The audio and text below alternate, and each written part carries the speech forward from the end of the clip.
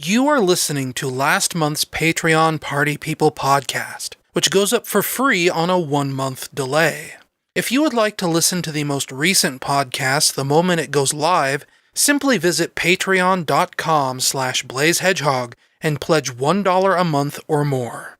You can now also make a one-time donation, and anyone who makes a one-time donation will instantly unlock the current month's podcast for everyone. All you have to do is visit patreon.com/blazehedgehog, and don't forget, Blaze Hedgehog is written like one word. Once again, that's patreon.com/blazehedgehog.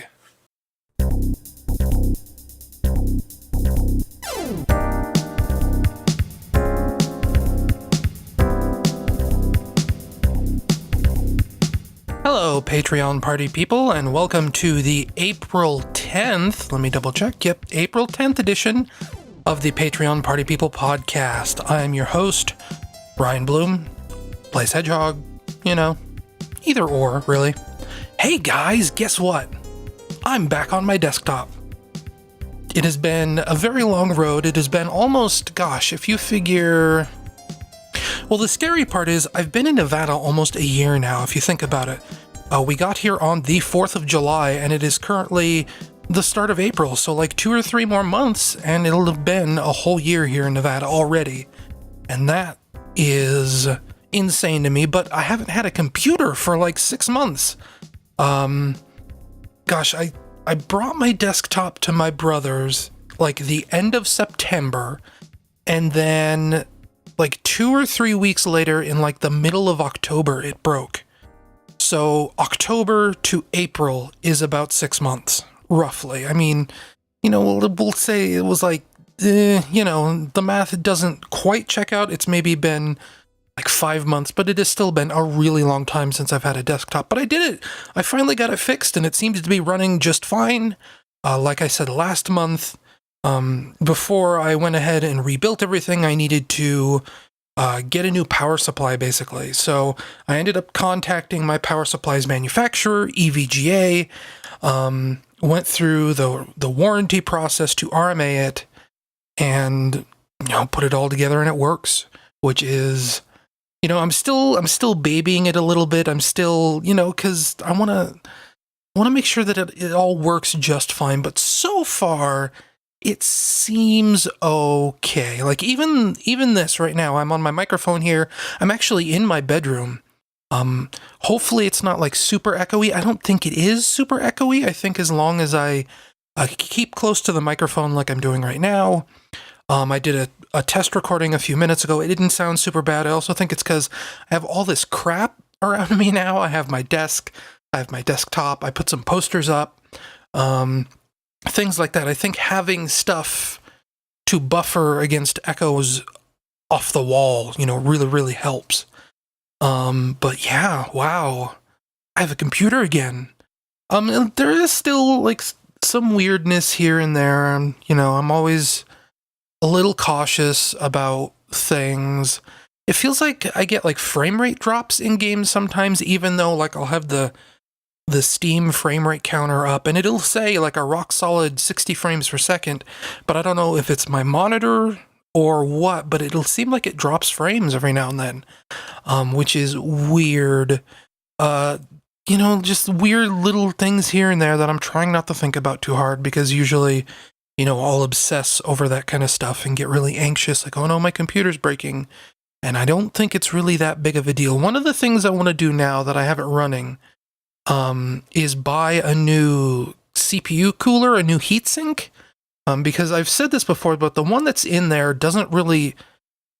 There's like these 4 plastic pegs. It's one of those like really standard Intel CPU coolers, and there's these 4 plastic pegs that, lock down and cover the CPU, and one of them doesn't really lock super tight. So I noticed that, when I got everything all set back up and I was running, some preliminary tests to make sure that like the RAM wasn't damaged, that the hard drives were okay and everything, the CPU was getting pretty warm. So I think if I just buy a new CPU cooler, everything will be fine. I don't know.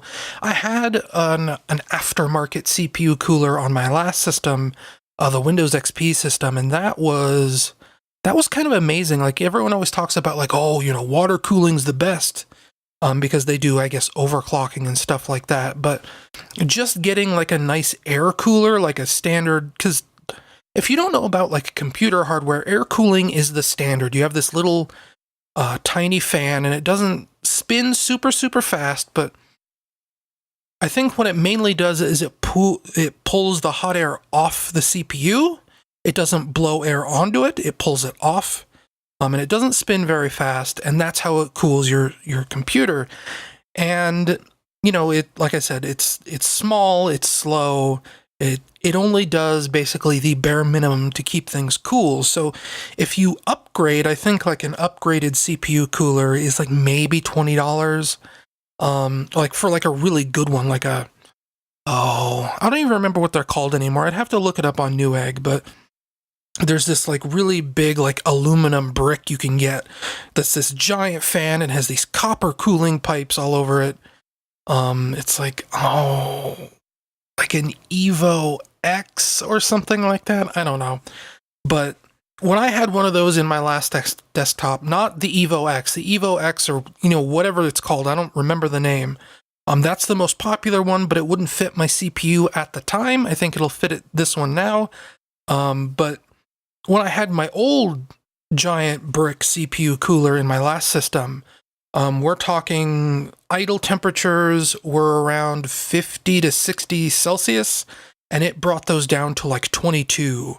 And even during like blistering 101 degrees outside, it would never top over 40, which is, again, if you don't know computer stuff, that is extremely good. It's not like, crazy power user optimal, but it is more than comfortable, let's say. So I think I need to buy one of those. I have enough money saved up. I could buy one right now.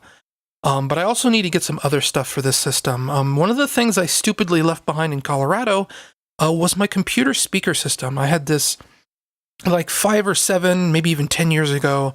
I bought like this creative like the old sound card manufacturer. They had a speaker system with a subwoofer. And at the time I really wanted a subwoofer because my cousin Matt had like this really nice pair of speakers on his desktop. And, I listened to him play Counter-Strike, and you get this, like, really thumping, like, doom, doom, doom, doom, when he'd shoot a gun, and I thought that was awesome. But those were my computer speakers. My PC speakers were these creative speaker systems. It was these, like, 2 tiny little speakers, and then the big, like, brick subwoofer. And I left those behind in Colorado because I figured they were too big to pack, which is a little ridiculous to think about now, but on the flip side, like, I never used that subwoofer. Like, I liked the idea of having a subwoofer, but I'm the kind of person who spends all day, every day. Well, like, anytime I'm at my desktop, I have headphones on. I have headphones on right now, Sennheiser HD 201s or whatever. So, I don't need a subwoofer is what I'm trying to get at here. So I do need a pair of speakers because right now my headphones are just plugged directly into the desktop, and while that works, it's kind of hard to adjust the volume when you're doing that. Individual games usually have like a volume slider or whatever, but like if I'm in Windows, I can't just reach over and turn a knob. I have to actually like move my mouse and go down to the taskbar or whatever you want to call it and actually like adjust the software volume of the entire operating system. And that's not great. I'm not a huge fan of that because again, like I said, if you're in a game and you want to like either turn the volume up or turn the volume down, you have to like pause the game, go into the settings, go into the sound settings, and then monkey with the sliders there. And if you're like me, like I usually have like a pretty weird sound setup anyway. The way I even have it like set up right now is, okay, so directly in front of me is my monitor. And then off to the right is my television. And my TV and my monitor are about the same distance away. The monitor's a little bit closer. But usually I'll take the sound output from my TV and I'll feed it in through my desktop computer so that I can hear the TV and the computer at the same time through my headphones. And if something on the TV is too quiet, I can like mess with the TV volume slider with the TV remote, but that only goes up so high. So if the desktop is turned down super low and I want to turn the TV up, I can't do that without exiting a game first. And that is annoying. So if I had speakers, this whole problem would be corrected, because then I could just adjust the volume of the computer without really having to exit a game and, mess around in Windows settings. So that's something I'm thinking about here next. Amazon sells a really cheap pair of $20 speakers through Amazon Basics that I hear are pretty good. I'll probably be investing in those very soon. But that is, that's it. I have a computer again. Like I said this before, but, wow. I'm not like super 100% happy with my setup I have here. Maybe I complained about this last month, maybe I didn't, but the keyboard tray on this desk is really weird. It's smaller than the keyboard tray on my last desk. It's a lot higher up too. Like if I want to, I have this weird setup where basically I have the keyboard sort of setting on the mouse pad, because there's not enough room on this tray for the keyboard and the mouse at the same time. So I have to have the keyboard kind of half on the mouse pad, half off the mouse pad. There's like not enough room. I have to pull the keyboard tray all the way out. You probably heard that. In order to be able to use the mouse and the keyboard at the same time. Because if the keyboard tray is pushed in, then there's not enough room for my big monkey paw to get in there and really jiggle around on the mouse or anything. So that's a little weird. I need to actually see, because I could have sworn in the instructions when we put together this desk that there was a way to raise or lower the keyboard tray. So I think I kind of need to look into that a little bit. I think if I loosen some screws, I can move it around a little bit to maybe give myself a little more room. And having a desktop again, one of the things I've always hated the most about, we'll say computer maintenance, serious, real computer maintenance that requires you to reinstall the operating system. The thing that I hate about that the most is the process I'm going through right now of having to reinstall everything. Because it takes me depending on the situation, because I guess I do it so often, that's not even a word, often. Unoften, infrequently, that's the word I was looking for. I do this so infrequently that it'll take me 3 months, 6 months, maybe even up to and over a year to get everything back the way I want it. And you think about this desktop, I've had it maybe a year and a half. I mean, it's coming up on 2 years this May, so next month, I'll have had this desktop, this rebuilt, brand new, air quotes, brand new desktop. But if you figure I didn't use it for 6 months, then it is about a year and a half, give or take.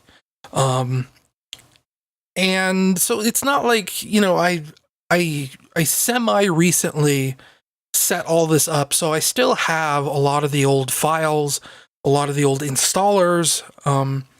Back in November, when I was seeing if reinstalling Windows would fix my problems, before I reinstalled Windows, I very smartly paid $1.99 a month for extra Google Drive storage, because Google Drive normally gives you 10, maybe 15 gigabytes for free. And if you pay them $1.99 a month, they'll up that to 100 gigabytes, which is probably the best deal for cloud storage out there on the internet. Not that this is a paid sponsor or anything like that, because I don't do paid sponsors on my Patreon podcast, but $1.99 for 100 gigabytes is better than Dropbox. I think it's definitely better than Microsoft OneDrive. So, I paid the $1.99, and before I went through and reinstalled Windows, I backed up basically everything I could. It was like 45, 50 gigabytes of data. All my video game, like my PC game saves, anything that looked important in the program files folder, anything that looked important in like my user directories. I backed up all this stuff, all my game projects, all my Sony Vegas presets, all of my FL Studio presets, literally anything that looked important, like at all. So going through and actually like restoring all this stuff is actually turning out to be less of a hassle than I think I thought it would be. Especially like Firefox, for example. The other day, I finally restored all my Firefox settings, which was super easy actually, because I backed up my Firefox profile folder. So all I really had to do was copy the old profile over the existing profile, and suddenly all my bookmarks that were there, all of my saved passwords were there. Even some of like my login cookies still worked. So I didn't have to like log into Twitter. I didn't have to log into a bunch of different ones. I don't have to log into Amazon. It just remembers all that stuff. Like I never left basically. And that's actually like been super convenient because I'm ready to go, just out of the box. I seem to remember like years and years ago, having to set up Firefox and it being like such a hassle because, all I really did was, I think, export and import my bookmarks. So as far as like remembering all these old passwords of websites I'd been logged into, I had no idea. So, backing up your Firefox profile is a lot smarter way to go about doing all this, because it was just basically plug in and go, and there's my Firefox profile. So that was very super handy. And then of course, with Google Chrome, I have an account set up. Of course, I have, my YouTube account is a Google account, which then ties into Google Chrome, and all I did was log in there and all my stuff just automatically came over, which was, super convenient. But, I'm still going through the process of getting all set up. Like literally 10 minutes ago, I installed Audacity to begin this podcast. So that should tell you like the state of things that are still happening. And that's another reason why, because actually this month, I mentioned last month that Patreon says they're supposed to pay you out on like the 3rd of every month or whatever. And they didn't last month. Well, this month actually did pay me out on the 3rd, but, I've been in and out of the house a lot, going to, Easter dinners, and we had family from out of town come in and all this other stuff. So basically, I wanted to do the podcast on the desktop, and I wasn't really at home to get my software all set up and, all this other stuff. So that took a little bit longer than usual to, get things moving. So, that's why this is on April 10th. And that's also why the free version hasn't gone up on YouTube yet, because, it was only last night that I got Sony Vegas reinstalled. So I guess technically now it's just Vegas. Sony doesn't own it anymore. But, I want to put together an old style podcast video like that, basically. Like, I don't know if, maybe some of you have noticed, maybe some of you haven't, but podcast videos that go up on YouTube usually have kind of an animated background and things like that. And I haven't been doing that lately because on my laptop, I don't have Sony Vegas. Sony Vegas is like a gigabyte install, and the laptop has a laptop GPU, so it probably wouldn't handle Sony Vegas very well anyway. So, now that I'm getting back into the desktop and I'm trying to get things moving on that front again, I just feel like I'm rambling super fast now about random computer stuff, but just know that the wheels are starting to get back into motion again, and we'll have YouTube videos soon. I already put up one YouTube video, a couple of them actually, but the first YouTube video I put up was of a run in Sonic Heroes where I play as Sonic only, and that was just me. That was the day after I got the system all set up and I got the graphics card drivers installed, and I thought, okay, let's see if a 3D application will work. And it did. And then I hit record in the GeForce experience, and that was what went up on my YouTube channel. So, But, uh, you know. You ever notice how I tend to like repeat the same word like 6 times in a row? Man, that's a fun time, right?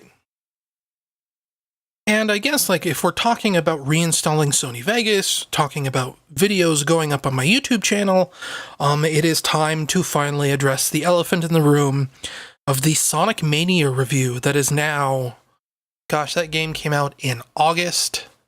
We'll say August to September, October, November, December, January, March.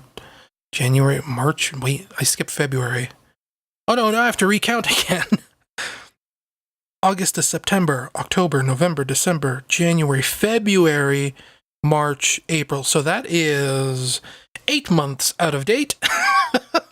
And doubly so because since last month, there was a panel at South by Southwest where Sega of America announced something called Sonic Mania Plus, which is going to be a boxed retail copy of Sonic Mania with some extra goodies. So, obviously I was dreading this. We've kind of known about this Project Plus that was attached to the Steam version of Sonic Mania. It wasn't like, it never went up for public consumption, but there's something called Steam Database, which, if you don't know, there's this whole big, like, weird process of the way things are listed on the Steam storefront.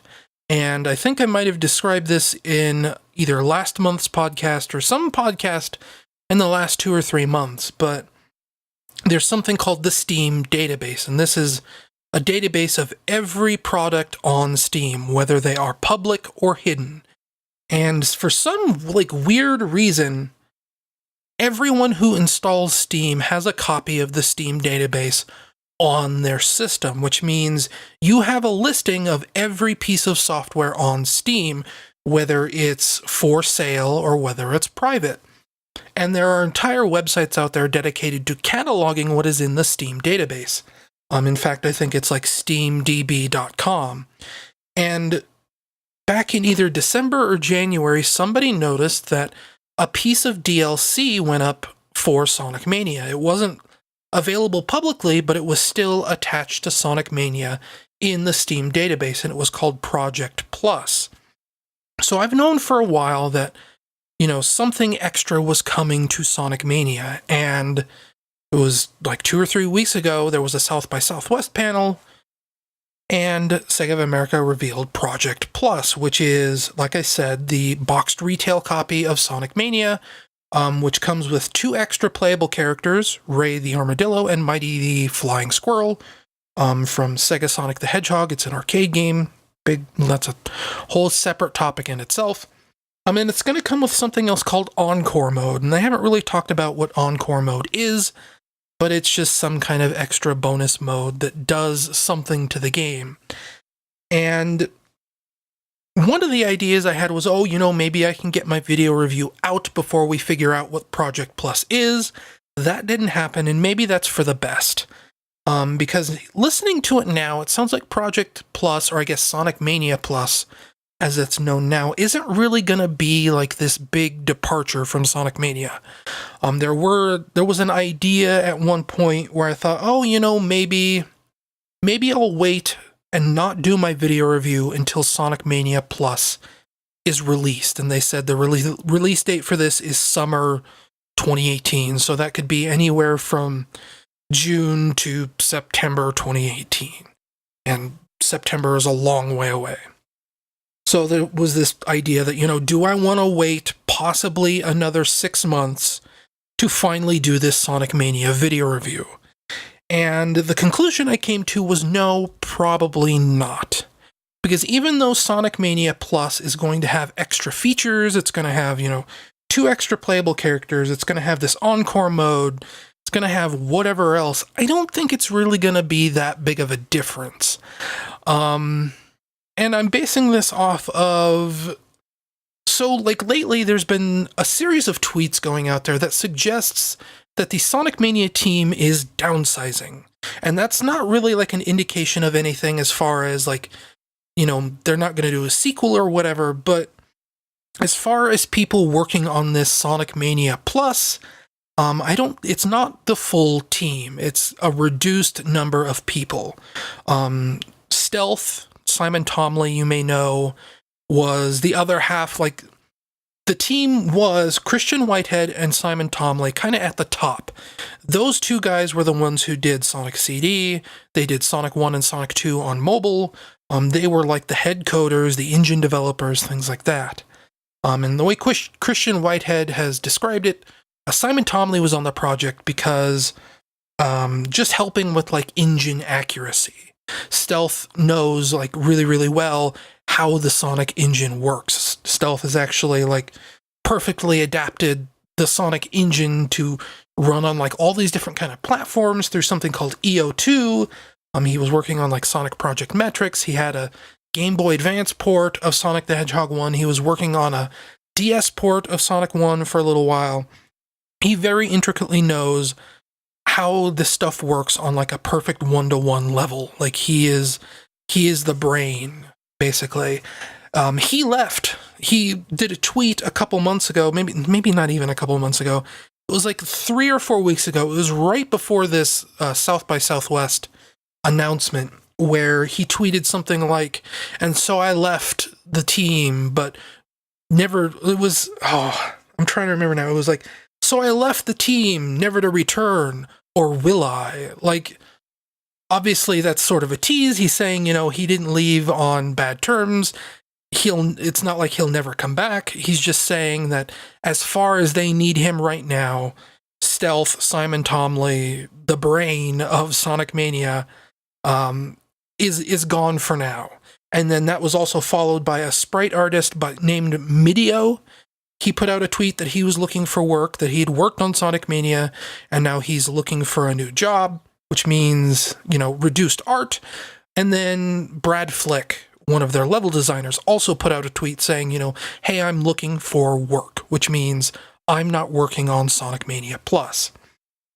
So, team is getting a little bit smaller to work on Sonic Mania Plus, so I'm not expecting drastic changes. The levels aren't going to be super different. I don't think there's going to be much in the way of new bosses. I don't think, it's going to be a small addition, basically.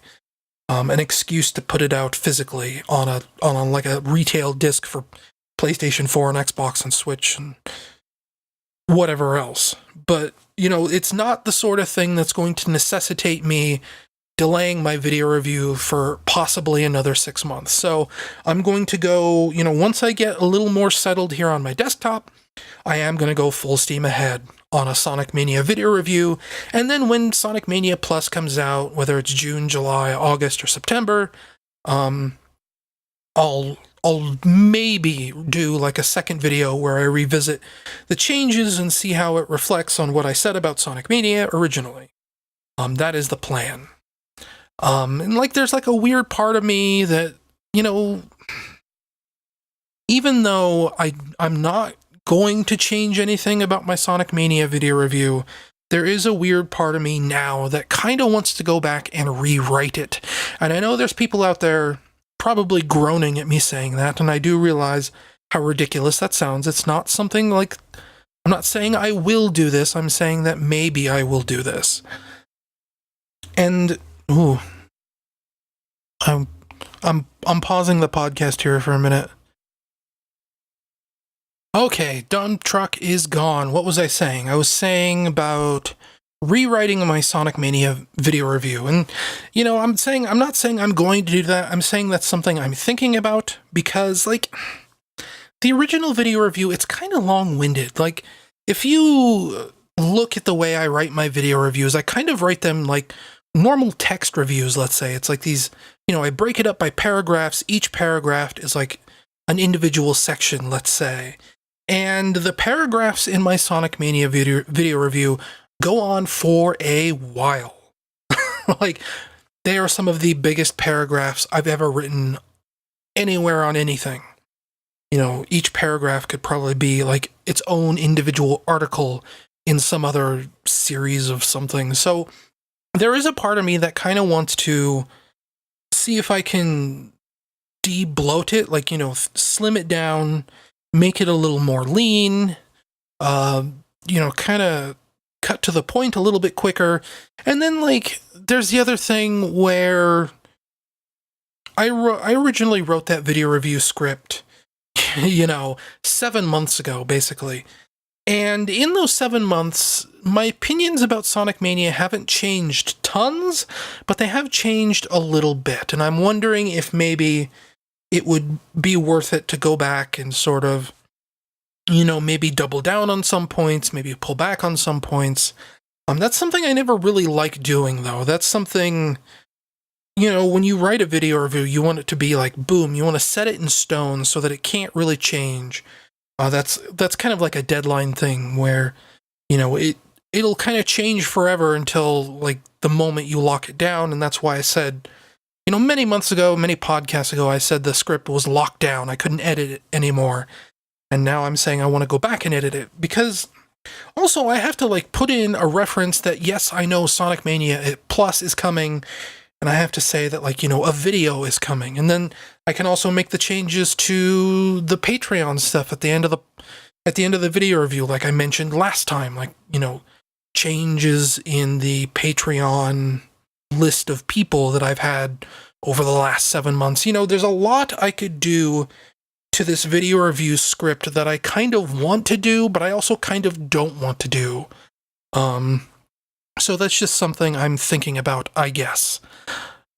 And of course, after I get the Sonic Mania video review done, then it's on to Sonic Forces. Obviously, one of the things I've really been holding off now that I've rebuilt this desktop is playing Sonic Forces. Like, I know, like, 90% of the reason I wanted to get this all set up was A, to do these video reviews, and B, to finally play Sonic Forces. But something else I want to do, a friend requested, he said, like, months ago, that when I get my computer set up, I should stream Sonic Mania because he wants to see me play it.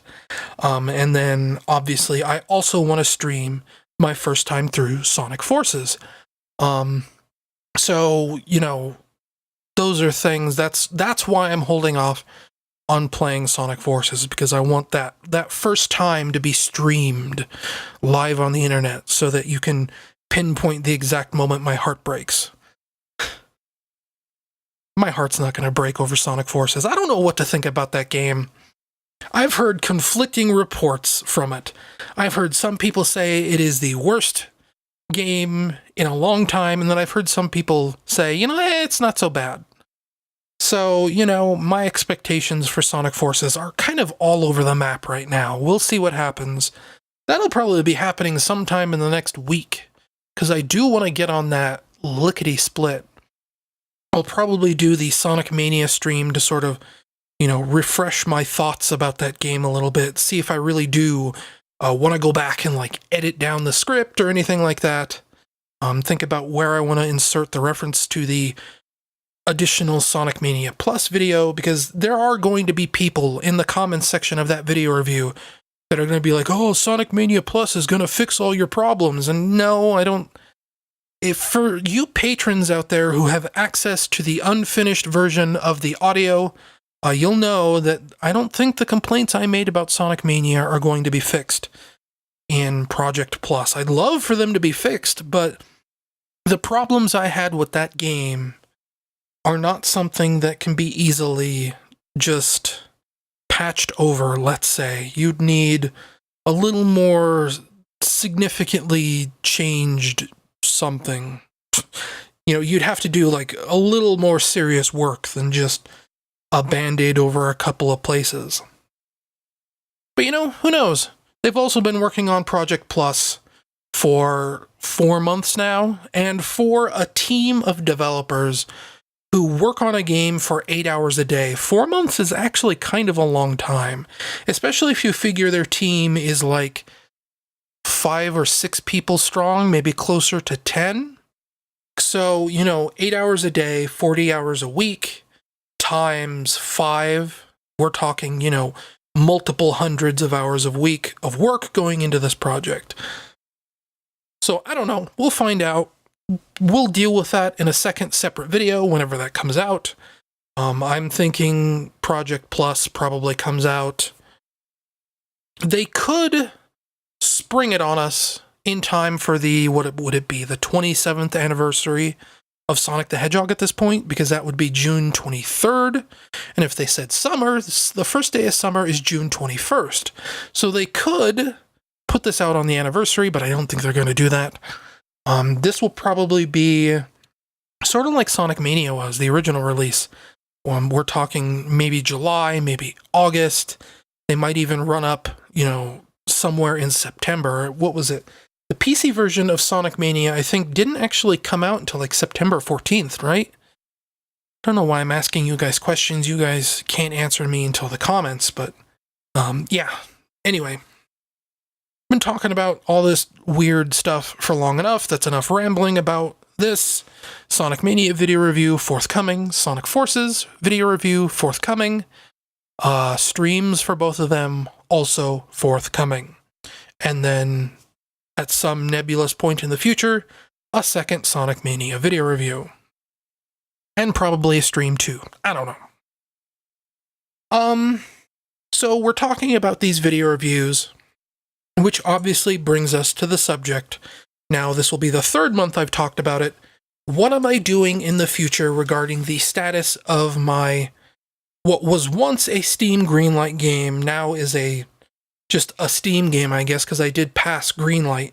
Like right before they got rid of Greenlight, I got the thumbs up saying, hey, you're good to go, just publish your game whenever it's done. But Overbite, my stealth comedy game starring Dracula or whatever, back in February, I think it was, the start of February, I put out a poll. I said, what do you guys want me to do? I want to keep working on Overbite, but I also kind of want to get back into YouTube videos. And, back and forth. What do I want to do? I want to do both. I can't really do both. I can't really split my attention between two subjects like this. I'd like to do, go all one way or go all the other way. And I didn't really get like a super good consensus. Most people didn't even really leave a comment one way or the other. I think I ended up between the 15 or so patrons and then the 100 or so people who listen to the podcast on YouTube. It's, it's somewhere between 150, 175, sometimes upwards of 230 people. I think I only got like 5 people who actually gave me a definitive answer one way or the other. And between those, 5, maybe 6 people, opinions were pretty varied about what I should do. Obviously, I had more than a few friends say, oh, you should, keep working on the game. And, I'd be glad to keep working on the game. I keep messing around with the design document, tweaking things, things like that. But then, I don't know. There are people who want to see more videos from me. And obviously, right now, as we are in April 2018, I do make more money from my YouTube channel than I do from any sort of indie games. I don't think it really cares how much, if I disclose how much money I've made from my games, but from Overbite on itch, I've made about $140, which isn't terrible. I'm not complaining about that. That's actually significantly more than I ever expected to make from that game. And then from YouTube, I'm definitely not allowed to say how much money I make from YouTube, because that's part of my multi-channel network contract or whatever you want to call it. But we'll say just last year, I made orders of magnitude more money than that. Because I had a couple videos kind of take off as this viral sensation or whatever. So, it's if I'm going to make money, I have a bigger, more established audience on YouTube than I do in the indie game space. And that was also compounded very recently by the release of a game that a friend of mine worked on called Where the Water Tastes Like Wine. This game, that's kind of a mouthful to say the whole thing, was sort of like a narrative adventure game. You play as a skeleton as he wanders across the American I almost said wasteland. It's not really a wasteland. It's just as he wanders the nation, talking to people along the way. And as you talk to people, you sort of build the mythology of America. And by that, I mean like, you know, cryptids and legends of like, I don't know, maybe Paul Bunyan or whatever. I don't actually own the game, so, you know, I can't really speak to exactly what you do in that game, to exactly the sort of stories you generate, but it's basically just a way to be told stories.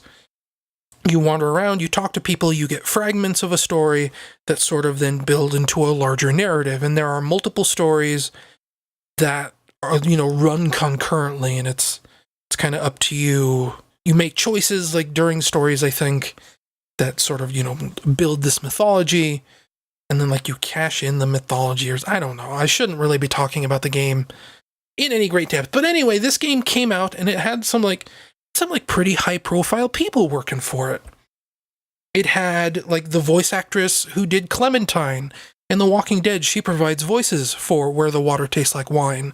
They had all these, you know, artists and, you know, guests, like dozens of guest writers. You know, Austin Walker from Waypoint was scheduled to write a story for Where the Water Tastes Like Wine. So, you know, I have this friend, if you remember, I know it's his Twitter handle, but was that really the name of, I think it was the name of his Dwarf Fortress interactive Let's Play, Brave Mule. He also did, oh my gosh, now I'm blanking on everything he's ever in. I can remember the logos, I can remember what they're about, but I am blanking on the names. The Domovoy, I know that one. That was a Russian folklore. Again, sort of like a visual novel, interactive story sort of thing. What was the one about the water? Like the Inuit? Anyway, he's getting to be fairly notable, and he has this game coming up more recently called Southern Monsters that's sort of about hunting Bigfoot in the Arkansas rural area, and it's a story that sort of deals with like disability and mythology, kind of like Where the Water Tastes Like Wine. He was also involved in a project called Mama Possum, so you know he's a known writer in the games writing space, the interactive fiction space. So he's attached to Where the Water Tastes Like Wine, and very recently it came out that Where the Water Tastes Like Wine did garbage sales, like probably not like rock bottom, but well below expectations. And there's been a lot of doom and gloom lately about releasing video games in 2018, specifically through Steam. I know that, speaking personally, I follow a Twitter account called, what is it, like Today on Steam, and it tweets out every single game that goes up on Steam. There is also the official like Steam Twitter account that only like reports on the important games, but Today on Steam, at Today on Steam, all one word, is where you go to like see the actual every single individual release that goes up on Steam. And no joke, you know, there are 20 games that go up on Steam every single day. Sometimes upwards of 30, 40, 50 games that are going up on Steam every single day. And of course, the narrative now is that, you know, all this garbage is getting dumped on Steam. All of this, whoops, I just almost knocked something off my desk. But all this garbage going up on Steam, all these games that are just like, they almost feel like money laundering schemes in a way, right?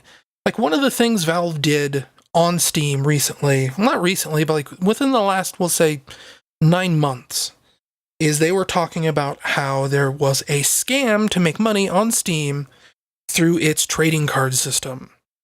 So what people would do is they would make like a really cheap asset flip game in Unity where they'd, you know, use stolen assets or use cheap assets and kind of crap out this really cheap, easy garbage game. But then they'd attach trading cards to this garbage game. And then they trade the cards with themselves to drive up the prices so that people looking for trading card value would buy their game and sort of get caught up in their system. And then the developers of this game, the people who initiated the scam to begin with, would then skim off the top of all these card sales. And that is a way that they would use to sort of almost like launder money, right? They'd artificially inflate these prices and then they'd skim off the top. And Steam put a stop to that. They put in systems that would prevent this from happening anymore, or at least make it a little bit more difficult. And it feels like now the narrative has changed to where it's not a lot of like really bad games with trading cards anymore. Now what's happening is that you get this new trend of Steam games, again, really cheap, really garbage games that have like 7,000 achievements in them. And I think the entire reason we're getting like these garbage games like full of thousands of achievements is because every time you get an achievement, you get experience points for your Steam profile. And if you get enough experience points, then you level up. And the higher level you are on your Steam profile, the more easily it is you get card drops. Card drops. Here we go again. So you get more card drops, you get more cards to sell, you get more money. So by putting out a Steam game with 7,000 achievements, by making a bundle of Steam games that is like, well, here's $2. For $2, you can have 8 different games that have 15, 25, 300,000 achievements. Then you get like a really high Steam profile level. You get a lot of card drops. You sell the cards and you make money. So, it creates this system where garbage is flooding Steam every single day. And it's harder for legitimate developers such as myself, such as the people behind Where the Water Tastes Like Wine, to actually get noticed and get publicity and make legitimate sales on games we have worked very hard on.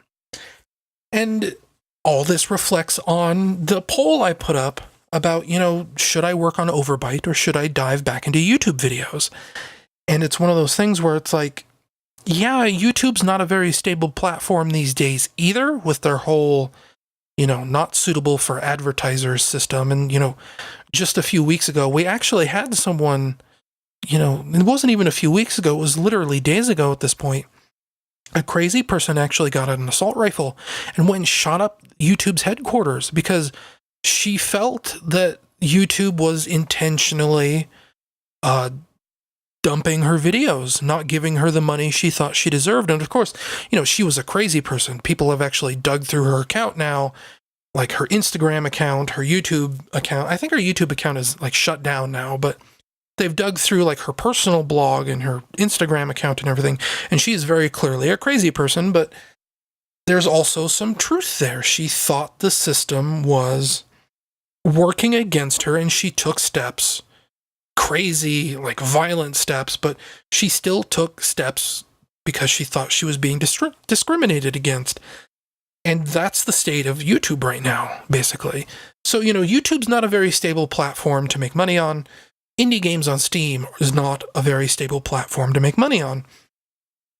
And, it comes back to this crossroads again where, I could either sink money into this, sink time, which time is money, but sink time into working on a game that probably won't sell very well, or, sink time into working on videos that might get demonetized for any number of 10 dozen reasons.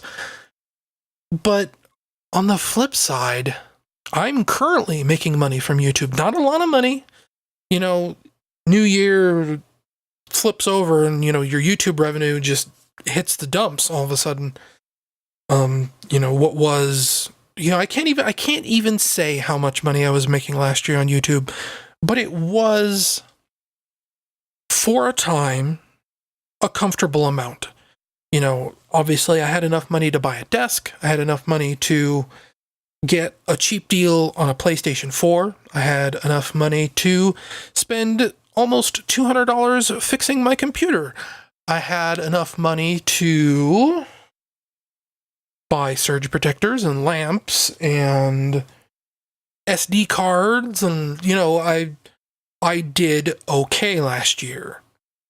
And, just between you and me, even though I did okay last year, I'm still basically broke right now because everything I just mentioned ate up all the money I'd saved up. But anyway, I did okay, and I'm doing a lot less okay this year, but I'm still making money slowly, a lot more slowly. But what I'm trying to say is that right now, from where I stand, YouTube seems like a better prospect for financial stability in the future, I guess. Because, I have almost 17,000 YouTube subscribers, right? How many people know my games? Yeah, I had some big hits many, many years ago. Mario Ween had probably 500,000 downloads in its day. But that was 2005. It's 2018. Nobody knows who I am anymore. Like, you guys know who I am because you're my patrons. If you're watching this on YouTube, you know who I am because of my YouTube videos. Nobody knows me for games anymore. Like, I think total Overbite on itch.io, was downloaded maybe a little over 1,000 times. That's not a lot. And that is probably a best case scenario. If I put this out on Steam, we're probably looking at 200 downloads, tops, 200 sales. Which, 200 times, I don't know, we'll say $8. That's a ballpark estimate. That's not terrible. That is something like, $1,600. That's nothing to sneeze at. But it's this is all a big complex headache. And like Setsune said, I think it was last month I mentioned, he said that, usually I just follow my gut. And that is definitely true. And right now I think I'm following my gut. And my gut is saying, I don't know.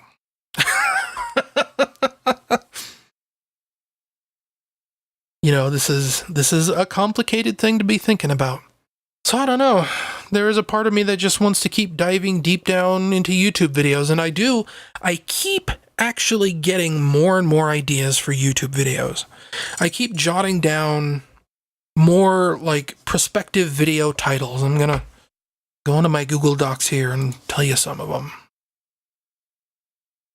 Okay, so what do we got? We got Sonic Mania video review script, Sonic Forces review notes. I already have like 3 or 4 pages of just things I might be able to talk about during my Sonic Forces video review. One of the videos I'm planning, or would like to plan, I guess, right now it's just a sentence, was what was the original Sonic Adventure 2? And if you don't know about this, there's this whole like weird story out there about what Sonic Adventure 2 could have originally been. Not to give too much away about the video, but there's just all this weird information out there that was floating around on like the Sonic HQ news board back in like 2001. It's actually like really hard to source, really hard to track down, but in certain contexts, it seems legitimate. Like, I'm not really one to like talk about like rumor mongering or anything like that. I try and be skeptical about information that does not sound legitimate. But there was a lot of information from that time, way back then, about weird stuff that was going to be in Sonic Adventure 2 that did not end up in the final game. So that's on the plate, I guess. There's the Jurassic Park video. Do bad graphics still exist? We talked about that last month. I think actually that's probably about the only new idea for a video I've jotted down. I could have sworn I jotted down at least one more. I guess not. Either that or it's like buried super deep in my Google Docs. But anyway, it's just all weird. I suppose we'll just see how I feel after the Sonic Mania and Sonic Forces video reviews, and then we'll just go from there. I feel obligated to finish Overbite because I told you guys I would. I don't want to let you guys down. I don't want to make it seem like I'm pushing this off to the wayside where it's never going to be finished like I do with so many other projects I start. I did say that doing a full version of Overbite would be quick and easy. And I still think that's the case, even though I think the design document is becoming a little bloated. I think what I might just have to do, even though I've said I can't do both at once. I think I'm just going to have to try and do both at once, you know? Just instead of going all in on one or the other, just treat it like I've been treating it, where I do videos until I get bored, then I work on Overbite until I get bored, and then I do videos until I get bored, and then work on Overbite until I get bored. Because that's like the thing, right? Is because burnout is a real problem. You work on something too much, and you overwork on it, and you burn out on it, and you never want to look at it ever again. And I think having a balance there would help. It's just a matter of finding a way to strike that balance, and that's the hard part. That's the part I've never been good at, is switching gears back and forth in a healthy way. And by in a healthy way, I mean not switching because I'm burnt out on one thing. So, that's tough. That is a tough decision to make. That is a tough path to walk, I guess. So we'll see. I expect one thing I really want out of you guys, the people listening to this podcast, all, I don't know, we'll say 75 people who start my YouTube video will make it this far. Keep me in check. I know I don't want to be annoyed by people, but I do want people to light a fire under my butt when they don't think I'm performing well enough. Everyone is too nice to me.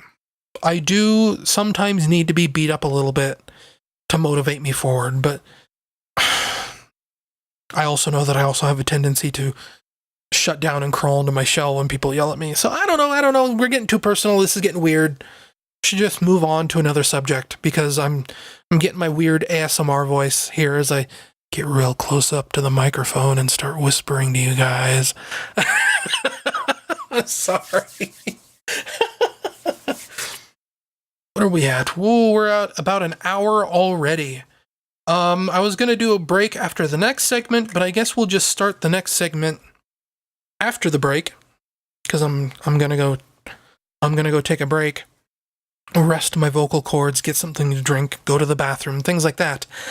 But when we come back, we're going to talk a little bit more about last month's subject about Sonic Adventure Retranslated, because I said a lot of things last month, and again, I was in kind of a weird, bad mood, and it didn't come out the way I wanted it to. So when we come back from the break, I'm going to politely request a do-over. I'm going to start that discussion over like I never even said anything last month. I'm going to re-explain myself and hopefully sound a little less aggressive and rude about it in the process. So that's coming up after the break, is a Sonic Adventure Retranslated do-over. Stay tuned for that in just a second.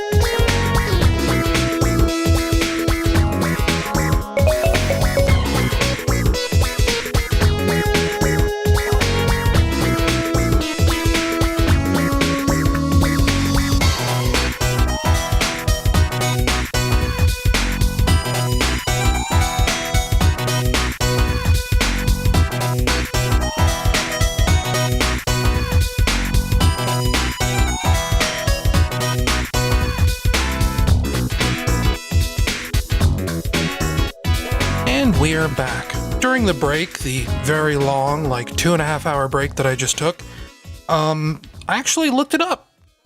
My indie developer buddy that worked on Where the Water Tastes Like Wine, his games were not called Brave Mule, for one.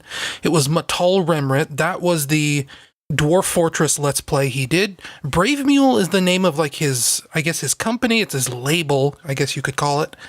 And the game I couldn't think of the name of, the Inuit fairy tale, was Beneath Flows. I think that was, I'd have to double check again, but I think that was actually maybe kickstarted. It was crowdfunded of some kind, I seem to remember. You can go to bravemule.com and check out his games. I'm greatly looking forward to Southern Monsters. But I said when I came back, we would talk a little bit more about Sonic Adventure Retranslated. And by talk a little bit more, I mean completely start the conversation over again, because last month's podcast was a weird sort of mess that ended up being like heavily edited. I removed a lot from last month's podcast where I was like just super whiny. I think I recorded it when I was like in a really bad mood. So, like the way I ended up conveying what I wanted to say about Sonic Adventure Retranslated was all wrong. Like, I came at it at the wrong angle. Usually these podcasts work. I write out like very detailed notes. I've talked about this before, and I read off the notes line by line. And, sometimes I go back and forth about whether or not super detailed notes are like a really good thing, or whether, general notes are, and then I just kind of talk off my dome for a little while. And usually when I don't have super detailed notes, that's when I end up like really just like rambling the same points over and over and over again. I'm probably going to edit this podcast to remove some of that from earlier, where I started kind of talking in circles for a little bit. So, but what I wanted to do is I wanted to do a redo of that entire conversation I had last month, because I think I've finally gotten all my thoughts straightened out in my head. And I think it would be worth it to just say what I really meant to say, I'm sorry that, like, if you think it's, like, lame that I'd be retreading the same ground I just tread for the first time last month, well, this is my podcast, I guess. So what I wanted to say is this. Over the years, I have encountered a lot of, like, fan-translated things. Often things translated from Japanese to English, though I'm sure that, like, other languages to English also exist, but it certainly feels like the vast majority, the bulk of things that at least I ingest are Japanese to English. And that's things like manga, anime, games, things like that. So on one end, you have guys like Clyde Mandolin, he's better known as Tomato or just Mado. And then you have, guys like Gideon Z, who are still like kind of fan translators for video games, but they're basically professional. In fact, I should actually go look it up. Gideon Z tweeted about something earlier, like just today, about, I don't know, maybe like one of his fan translations getting adopted officially. And I think that's happened before, but, they are fan translators, but they are also professional translators, I guess you'd say. Like, I don't even say, like, I guess, they are professionals in their fields. And then, so you have, the professionals, like I just said, and then on the other end of the spectrum, you have fan translators, like amateur fan translators, people who mean well, but their translations could use, a little bit of work, or in some cases, a lot of work. Mostly what this means is that their dialogue feels like a little stiff in English. Basically, they've preserved the sentence structure of Japanese, and that doesn't really sound like natural American English, or I guess even British English.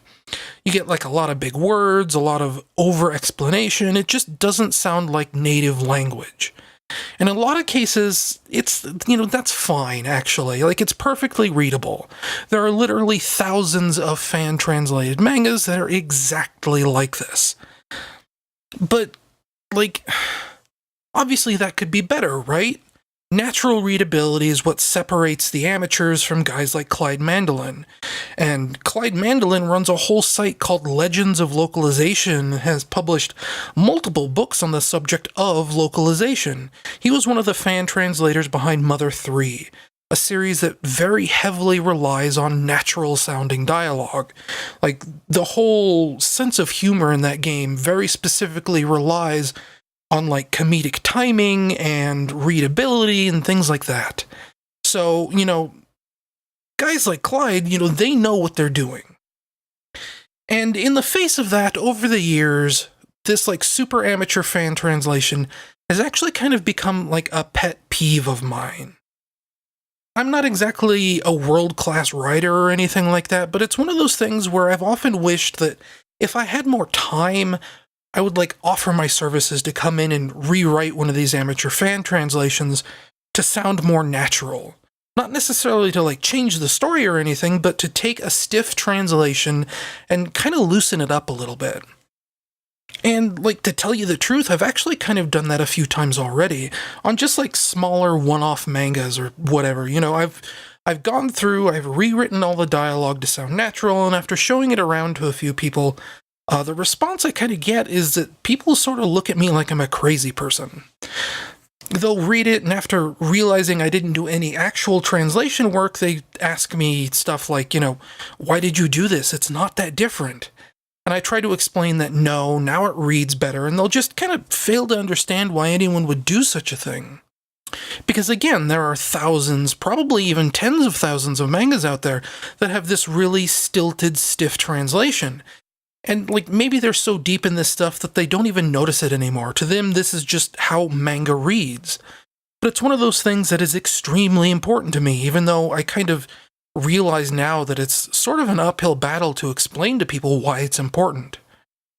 And this is where Sonic Adventure Retranslated comes into the picture. I'm hesitant to work on big games like RPGs because dealing with that amount of dialogue would be a lot of work for someone like me. But a project like Sonic Adventure, you know, would be a little bit easier to manage. There's not a lot of dialogue. I mean, there kind of is if you think about like adventure field NPCs and things like that, but it would be a lot less than, say, a Final Fantasy or a Chrono Trigger or a One Piece or something like that, you know?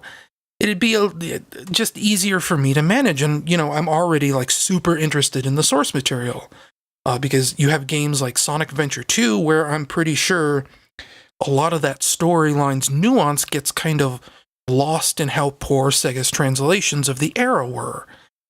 So there's this user named Wendy. I mentioned her last month, and, you know, again, this is kind of a do-over, but Wendy has already gone through the trouble of retranslating the dialogue for Sonic Adventure, Sonic Adventure 2, Sonic Heroes, and a bunch more games. I think she actually just recently finished retranslating Sonic Forces, for example, and she's, you know, she has a whole YouTube channel where she puts custom subtitles over Japanese language track versions of these games, so if you want to like check out her work, then all you have to do is go to her YouTube channel. I'm sure that if you just go to YouTube and type in Windy, Windii, you'll find her. That's Windy with 2 eyes. But my pet peeve gets in the way, and her work has that slightly stilted translation quality that sort of bugs me.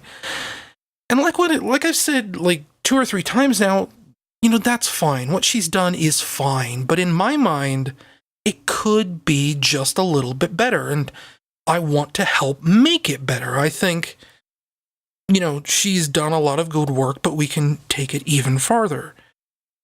But the problem is, unfortunately, Wendy is now working on that project with her girlfriend.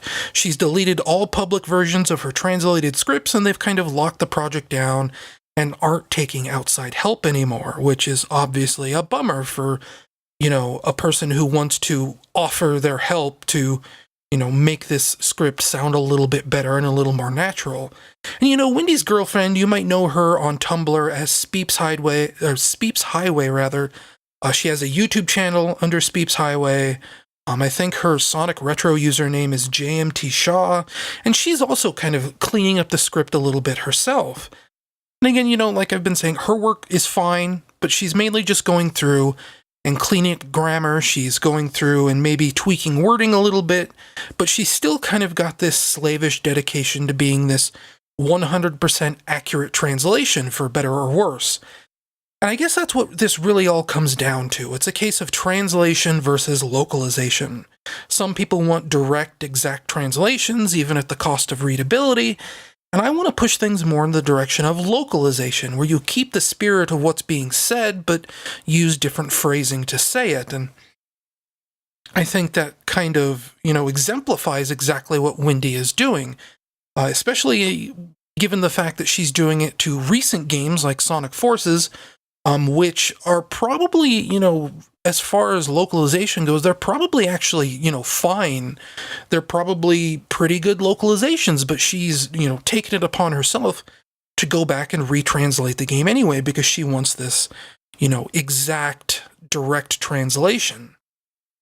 And I guess for like people like me, that's just the way the cookie crumbles.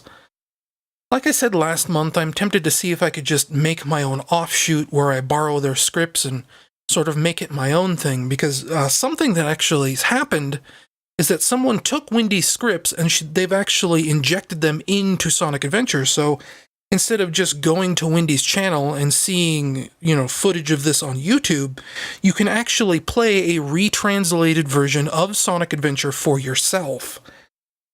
And, with that thought, with the thought that, somebody already went through the work of figuring out how to insert it into Sonic Adventure, I could actually go back through and take that mod and then, clean up the script from there and then just have it already be in the game.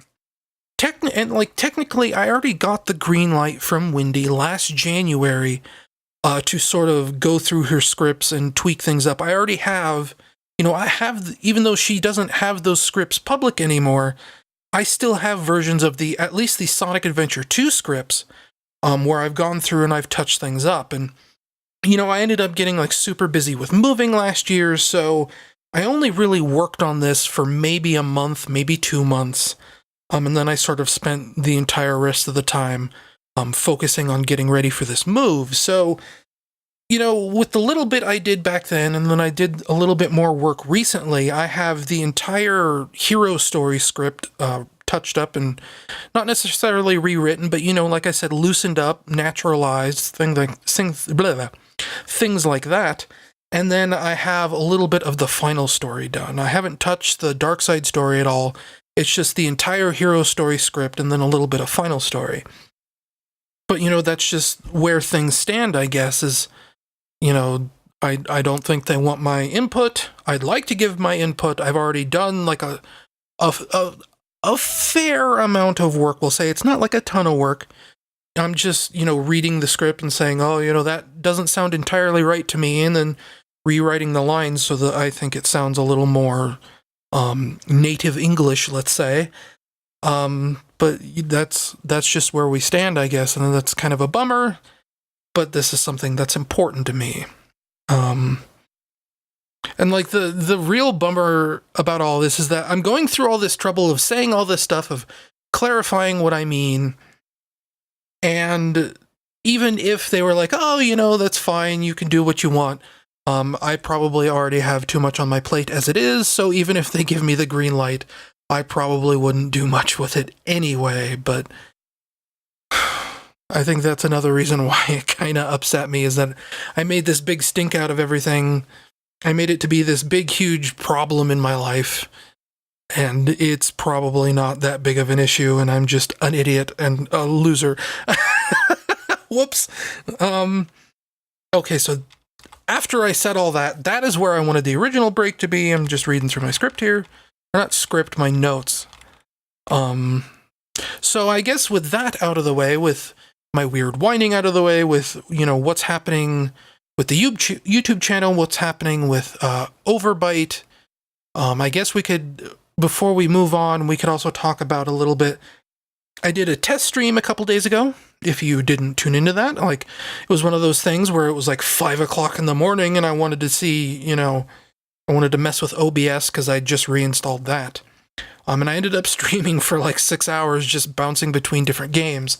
I ended up getting like 10 or 11 viewers just, looking at junk like Tony Hawk's Pro Skater HD. But one of the things I did show on stream, if you probably missed it, was another more advanced look at that hidden palace zone level I keep talking about.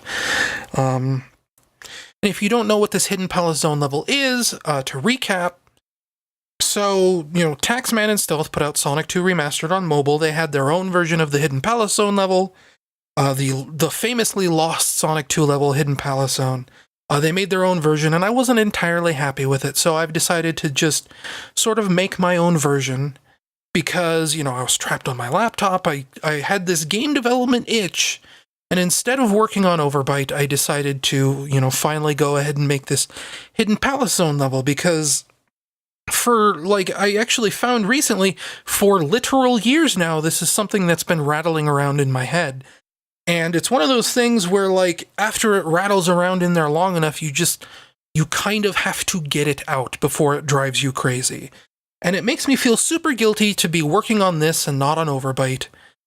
Because, this is game development time I could have been spending on something that would actually, make me money theoretically. Again, we went through that earlier, and I'm, with the state of Steam the way it is, there's no guarantee that Overbite will even be a minimal success. But yeah, I'm getting this out of my brain. But the stream covered everything I've done on it in the last month, which is, if you saw the Patreon exclusive video last month, I think it was, I said that there were two disparate paths that needed to be joined together. I did that. I went back through and I tweaked a lot of the enemy AI because they weren't aggressive enough. I did just a little bit of polish stuff here and there, made the level look a little more pretty, things like that. Still technically not super far past where I was last month, but again, like I say, I work on this on and off. I'll work on it for like a week or two, and then I'll go do something else for a week or two, and then I'll come back to it. Things like that. It's kind of just this real... It's something I kind of work on when I'm in between other things, even though for the last 6 months, I've kind of been in between other things for a really long time. But you know what I mean, right? So I don't know. I feel like I need to talk about this to justify its existence so that I don't get yelled at for slacking off, because I'm pretty sure that there are going to be people out there who hear that I'm working on a fan game project that are like really rolling their eyes, or maybe they're gritting their teeth and they're really angry at me for slipping back into old habits. And that thought in itself makes me feel guilty about doing it. But again, it's just one of those things that you have to get out of your brain before it drives you crazy. That's kind of like been my whole creative drive throughout my entire life, right? Is I get an idea in my head, and if it sticks in there long enough, then eventually I have to pull it out before I go insane. So this is one of those ideas that I have to pull out before I go insane. So hopefully you can bear with me if you don't like that I'm working on a fan game project. It's just one level. It's 2 acts and a boss, and then I'll be done with it, and I can stop talking about it, I can stop justifying it, and we can just all move on with our lives. Anyway, with that out of the way, I guess it's on to video games I've been playing, media I've been consuming. I haven't really been consuming a lot of media. Like, I haven't watched a lot of movies. I'm not much of a movie person. You should probably know this about me if you've listened to this podcast for long enough, and hopefully you've been listening to this podcast long enough. Otherwise, I've been doing this for nothing. Oh, I'm getting into that mood again. Ooh. No, I should stop. Last month, or over the course of March, GameStop, I always have to stop and think, is it GameSpot or GameStop? GameStop had a flash sale on retro games, as they seem to do around once every other month. And I ended up spending what was it? It was like $4 on a copy of Burnout 3 for the Xbox. Surprise, Burnout 3 is still really, really good. Like, it's kind of a weird thing if you really want to think about it super hard. For one thing, Burnout 3 never used to be like this game I really especially loved. Way back when I originally got my Xbox 360 in 2006 or whatever, I borrowed my cousin's copy of Burnout 3 because I knew people were like, oh, Burnout 3 is such a really good game, and I think Burnout Revenge was announced and going to come out soon, so I borrowed his copy of Burnout 3. And when I played it way back in the day, a decade ago, 11 years ago, 12 years ago, I really wasn't very impressed with the game. For some reason, it just didn't click with me. It just sort of, I think it's kind of like this tone that EA games back then had. Something like, I guess this is still true even now, EA games of that type, of their racing games, some of their sports games, they're really bad at having a structure. You think of a game like, I was going to say Need for Speed, but even like Madden. I guess Madden kind of has sort of a, what would you even, like a season mode? Which, is structure, but it's just it's a series of games. It's not necessarily I don't want to call it a narrative, but you know what I mean, right? Like, you think of like video games as like this constantly increasing challenge. It's a progression, it's pacing, it's, you know, it all leads up to something like a boss fight or whatever. And for whatever reason, EA's games never really had that. I'm gonna actually use Need for Speed. You go back to like older Need for Speed games, or like say Rumble Racing on the PlayStation 2, and it's just kind of a list of tracks.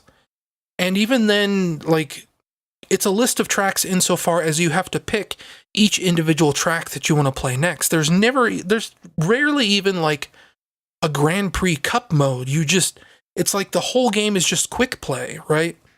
Where it's just one track, you pick your car, and when that race is over, you get dumped back to a menu to pick a track again.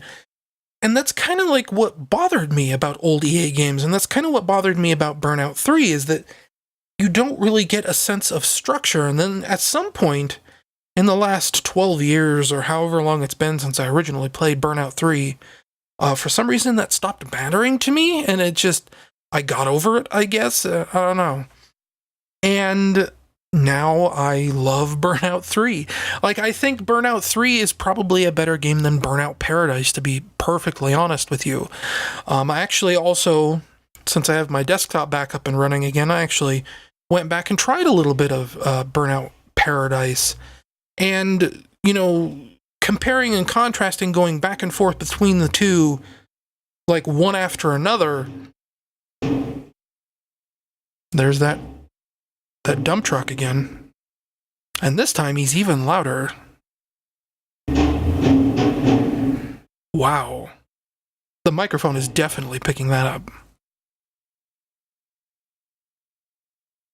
So anyway, like I was saying, you know, with getting my computer back up and running, you know, usually I keep Burnout Paradise installed just because, you know, it's a fun game to just like drive around in sometimes. But comparing it and contrasting it directly with Burnout 3 makes you realize how much like better Burnout 3 is. It's a faster game. The controls are a little bit tighter. There's kind of like almost like a combo system in Burnout 3 that I really like that is like completely missing in Burnout Paradise. Burnout Paradise just feels like maybe not necessarily a slower game, but a heavier game.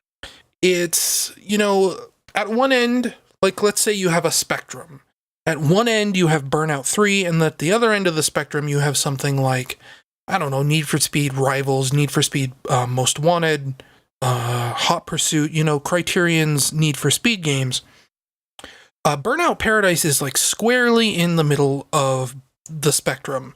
It's heavier than Burnout 3, but not quite as heavy as Need for Speed. And it just, I don't know, you think about like, okay, the road rage events in Burnout 3 and Burnout Paradise. It feels like it is so much harder to get a takedown in Burnout Paradise because the cars are just so much heavier. You slam into cars in Burnout Paradise and they just kind of shrug it off. They don't really like, because everything feels so much heavier. In Burnout 3, your cars feel, you know, light, nimble, and, you know, there are turns in that game where you make like 180-degree hairpin turns, and you can just drift around that corner and make a 180-degree turn like that. Like it is amazing in Burnout 3. And something like that would be totally impossible in Burnout Paradise. So it's one of those things where it's like, I'm not necessarily saying Burnout Paradise is a bad game.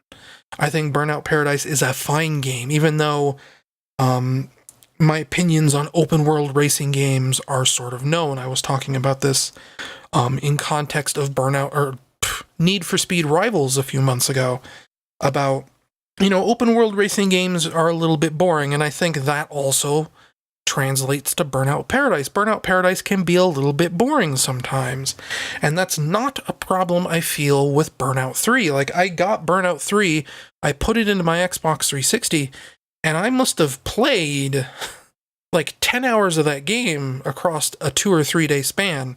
Like, I played a lot of that game because you never really get bored of it. You know, you always are getting new events and new locations, and you don't really get that open world fatigue like you do with Burnout Paradise. because it's, you aren't just driving through the same section. You aren't driving to a race to drive back through that same area through, in the race itself. You know what I'm saying? I don't know. But Burnout 3, good game. Like it. A+. Play it. Like, hopefully, like, ultimately what I want is for Burnout Paradise Remastered to sell, like, a lot, so that EA considers remastering more of their older games. I think a visually enhanced version of Burnout 3 would be amazing. I'd really like to see them republish visually enhanced versions of the SSX series, SSX Tricky, SSX3, games like that. I think, it would do really well for EA to dip into their old library again, because, as bad as remasters can be, EA is sort of a company that's never really been one for remasters. They just sort of put games out and then they're gone forever, right? And they have a lot of older games from like the PS2 era, back from what you would consider their heyday, back when they were actually like sort of a liked company. Like, they weren't really super liked back in the PlayStation 2 era. That was back with the whole, I think that was when EA Spouse was a big deal, because of, their work ethics. But they were more liked than they are now, let's say. Like, modern day EA is probably more hated than they've ever been. So to go back and, take some of these classics from their library, Burnout 3, Need for Speed, the Hot Pursuit 2, SSX 3, Rumble Racing. Oh my gosh, I would kill for a Rumble Racing remaster at this point. Games like that, they need to bring them back. They need to, show people why we cared about Electronic Arts to begin with, because at this point we have Mass Effect Andromeda and we have Battlefront 2, and neither of those games are especially favorable right now, let's say. Oh, and Mirror's Edge Catalyst, which I've heard bears the fruits of executive meddling worse than anything. Things like that. They need to show the world what EA used to mean. But that's all from the Burnout front. I finally went back, now that I have a computer, and I played that game called Defunct. Maybe I talked about this before, maybe I didn't. There was a game back in December. Yeah, I must have talked about this before, because December was, I think, around the time that I was finally starting to do podcasts again. Defunct is an indie game I recommended very heavily on Twitter, where you play as this little one-wheel robot guy who has kind of like a broken engine, and he gets separated from his spaceship and sort of lands back down on this planet and has to get back to his spaceship before they leave the planet and they leave him behind or whatever. And the reason why I recommended it is because it really reminded me of like a classic Sonic game. It's very much a game about rolling hills and valleys and using your own momentum to propel yourself forward. And it's got kind of these sort of gravity controls where you sort of magnetize to the floor, and when you magnetize to the floor, you get more downward slope momentum, and you can use this to roll through levels at pretty exceptional speeds. And you might think, oh, well, that doesn't necessarily have to be like a Sonic game, that can just be a game about momentum. They make all kinds of games about, like, rolling balls. Games like, what is it? Well, there's one literally called In Momentum, Marble Blast Ultra, things like that they're just, about ball rolling physics. But then in Defunct, you get to a point where they give you a boost meter, and then you get to a point where they have grind rails. So it's very definitely like, hey, we really like Sonic the Hedgehog. Here are very specific Sonic the Hedgehog game mechanics. And the reason why I bring it up now is because I can finally run it in full speed. I'm thinking, yeah, great. Defunct is awesome. I really like this game. And then I play it for an hour and I see the credits roll. I had no idea how short that game was. That game is like maybe 4 areas long. That game is incredibly short, and it sort of ends very unceremoniously. You just, like, spoilers ahead, skip ahead if you don't want to know the end of this indie game called Defunct, but basically it ends with you just sort of going really, really fast one last time and getting enough momentum to launch yourself back on the ship, and that's how it ends. There's no enemies to fight. There's no boss at the end of the game.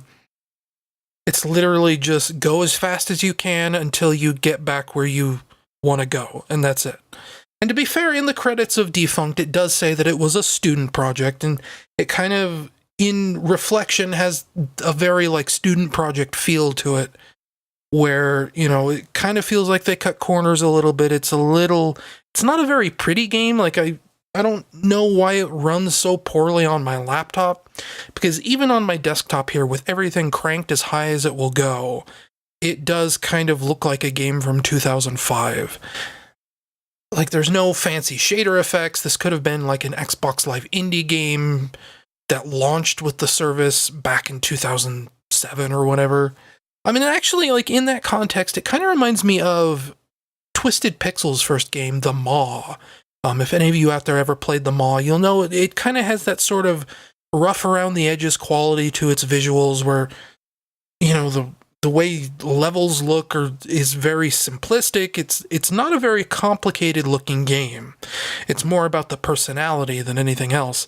And that's kind of like, the Defunct has better gameplay than The Maw, but it does kind of have that sort of zero budget feel to it, I guess. So, you know, good on them for getting the game out on Steam. Good for me for picking it up for only 99 cents in the Steam winter sale. It is currently on sale on Steam for $15, or you can buy it on like PS4, Xbox One for $20. And for a game that's an hour long, I would not recommend it at $15, and I definitely wouldn't recommend it at $20.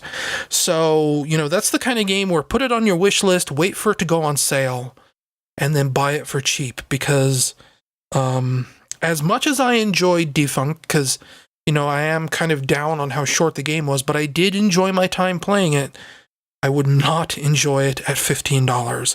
Maybe if it was like $5, $10 might be pushing it a little bit, but definitely pick it up on a sale. Do not pay a full price for this game, because I don't like, on some level I was going to say it's not worth it, but I suppose that depends on how much you're willing to put into the game's time trial mode, because there is definitely, like, in keeping sort of with the Sonic the Hedgehog-ness of this game, there is like a pretty in-depth time trial mode where, you know, it's all about getting through areas as quickly as possible. It's sort of built for that. And I do think that there are like a couple secret areas that I missed too. After you beat the game, it shows you like a whole world map. And I think there's like one or two zones that are listed as like question marks for me that I never got to. So, you know, maybe there is more there for me to see, but definitely, you know, I recommend it, but only with that like little asterisk at the end that I hope you didn't pay very much for it, because you might not like it otherwise. And then next on the docket is something I actually tortured people on stream a little bit with, and I've played it a few times here and there since then. It's Tony Hawk's Pro Skater HD. And I'm not going to talk very long about this game, because there's probably not much to say about it, other than the fact that, you know, like, obviously it's a bad game. Like, I probably don't have to tell you that. The entire reason I bought Tony Hawk's Pro Skater HD was because it was sometime, I think, last year, news came down that it was being delisted from Steam and Xbox 360 and PS3, and, you know, I'm kind of one of those people who likes game preservation, I guess you could say, and the idea of this game going away forever and never coming back sort of bothered me. I have bought games in the past because I worried that they were going to be delisted. Like, it's not even a case where it's like, oh, I'm going to play that one day. I think that's a really interesting game. It's just the idea that one day that game can never be accessed again at all, just, it really bothers me. And hearing that Tony Hawk's Pro Skater HD was going to be delisted because of, I guess, initially because Activision was losing rights to the music, and then also because Activision was just losing the rights to Tony Hawk's likeness. So I went ahead and I bought it. I think it was like $10 at the time. I think whoever, like Robomoto or whoever developed it, was generous enough to put it on sale before it got delisted. And now that I have a computer, that's another one of those things that I've been playing again.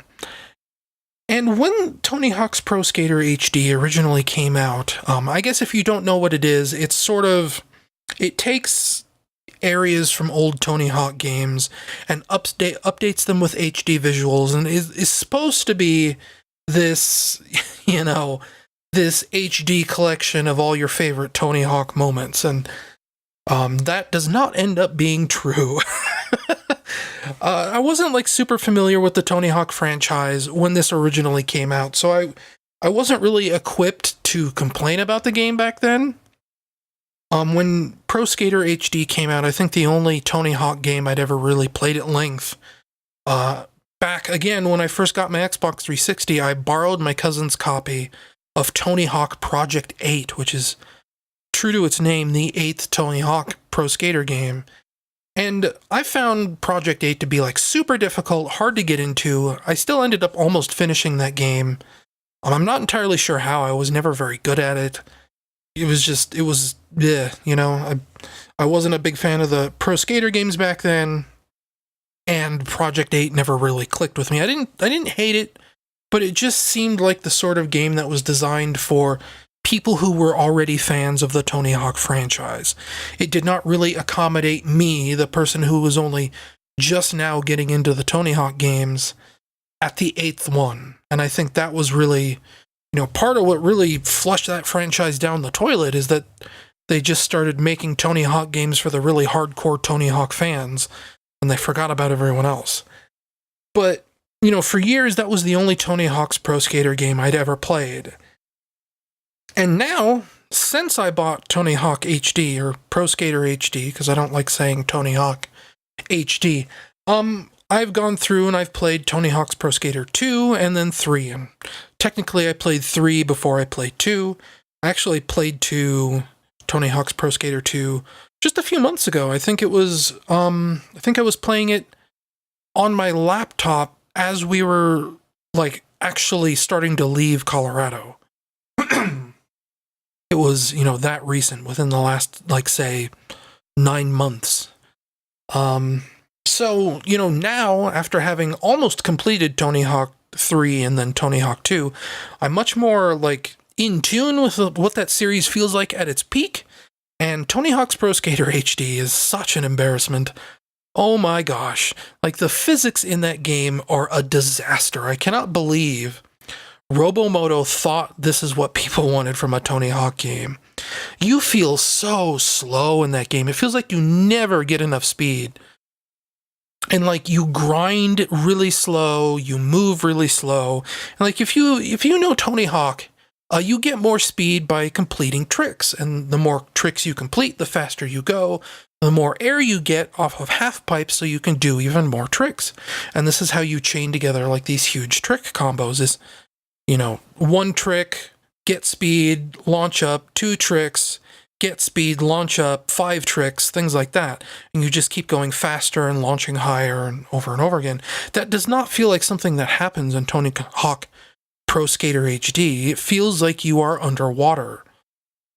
And then you grind and you go even slower. Grinding is where you'd always get a lot of speed really, really quickly in these old Tony Hawk games. And that is the opposite case in Pro Skater HD. And the animation is all terrible. When you attach to a grind rail in Pro Skater HD, you do not attach to a rail. Tony Hawk sort of transitions into a grinding animation, and then his board slowly floats onto the rail. It is the most bizarre thing to see when you see it in motion. It is the worst. And the graphics are hideous. It's technically HD only in the loosest sense. It doesn't look the assets are nice and, okay, air quotes, nice. The assets are acceptable, but it just, when you view it as a complete package, it just looks like trash. It looks like the sort of game they outsourced most of, let's say. People who don't care about what they're making, they're just making whatever. It's stock textures they pulled off of Getty photos or whatever. Getty images is what I'm trying to think of. And it's just, ugh. And like the map choices are really weird too. They like, I have only unlocked like half the stages, but one of them is like Venice Beach from Tony Hawk, I think 3, maybe even 2. And like Venice Beach sucks. Like there's, who wanted Venice Beach? There's like nowhere to skate there. There's all these like, there's this commons area with all these lunch tables. It's all weird. There's very few half pipes. There's this whole big annoying rooftop section I don't really like. It's kind of a crummy skate park. And there's also like downhill jam levels in there. Not downhill jam, the Wii game, but like the original Tony Hawk's Pro Skater had these downhill jam events where it was kind of like a linear level, and then you get to the bottom of like this luge or whatever, and it would warp you back up to the top again. And the idea is that you'd skate all the way down to the bottom of this hill, warp back up to the top, and then just do runs like that. And like they weren't especially great back then. Like there's a couple downhill jam levels I think are okay, but one of the ones they include is Mall. And Mall was never, like, I don't think I've ever played that level before, but as it is represented in Tony Hawk's Pro Skater HD, it sucks. Like, it's terrible. Tony Hawk Pro Skater HD, in general, is terrible. I mean, I could have just ended this conversation there. But yeah, I hate to be, like, the sort of person that's like, oh, I'm glad he's dead, but, like, maybe it's better that Tony Hawk's Pro Skater HD got delisted. Maybe I didn't need to preserve this game. Maybe we as a society didn't need to preserve this game. Which is kind of a rude thing to say, but whatever. And then finally, of course, your update on where I am on Final Fantasy VI. Last month I mentioned that when I originally played Final Fantasy VI all these many months ago, I left off at a point where...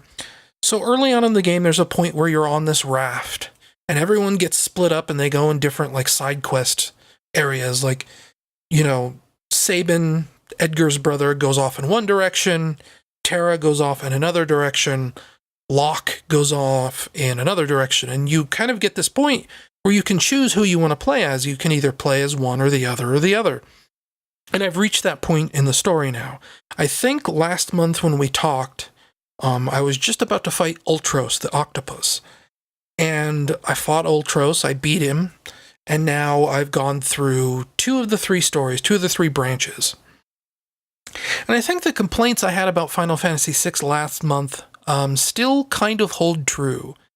If you don't want to be spoiled about what happens in Final Fantasy VI, obviously, skip this part of the podcast. You can probably just stop your player right now, because I think this is the end of the podcast. I do have one last thing to say after this, so, maybe skip ahead 5, maybe 10 minutes, probably 20 minutes, knowing me and how long-winded I can be. But, if you don't want to be spoiled, just skip ahead. Like I was saying last month, the plot just feels weird in this game. It feels like everything's in this rush. Like, nothing really gets a chance to sink in. They're not really explaining things super well. It's just hurry, hurry, hurry to the next plot point. Hurry, hurry, hurry, hurry, hurry. Why is it happening? Don't bother to explain it. Just keep moving. So we have this part with the raft, right? Where the entire party is on this raft, and it goes down the rapids, and then something happens and everyone gets separated. And they all kind of get separated for different reasons. Like the raft splits apart, one character, something happens to him. So just before the raft part, we have Edgar. Edgar is, I think, the king of North Figaro, the city.